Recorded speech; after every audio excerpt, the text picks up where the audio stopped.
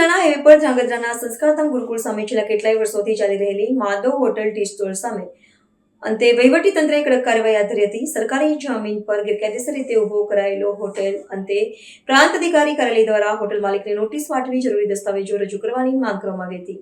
સુરેન્દ્રનગર જિલ્લાના હાઈવે પર ધ્રાંગધ્રાના સંસ્કારધામ ગુરુકુળ સામે છેલ્લા કેટલાય વર્ષોથી ચાલી રહેલી માધવ હોટલ ટી સ્ટોર સામે અંતે વહીવટીતંત્રએ કડક કાર્યવાહી હાથ ધરી હતી. સરકારી જમીન પર ગેરકાયદેસર રીતે ઊભી કરાયેલી હોટલ અંતે પ્રાંત અધિકારી કાર્યાલય દ્વારા હોટલ માલિકને નોટિસ પાઠવી જરૂરી દસ્તાવેજો રજૂ કરવાની માંગ કરવામાં આવી હતી. હોટલ માલિક તરફથી કોઈ પણ પુરાવા કે દસ્તાવેજો રજૂ ન થતા વહીવટીતંત્રે તાત્કાલિક પગલાં લેવાનો નિર્ણય કર્યો હતો.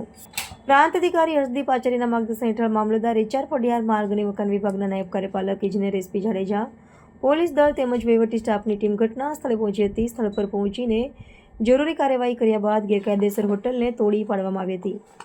વહીવટીતંત્રની આ કાર્યવાહી બાદ કચ્છ અમદાવાદ હાઈવે પર ગેરકાયદેસર રીતે સરકારી જમીનમાં ઊભી થતી વ્યાવસાયિક પ્રવૃત્તિઓ અંગે સામાજિક વર્તુળોમાં ચર્ચા જાગી છે.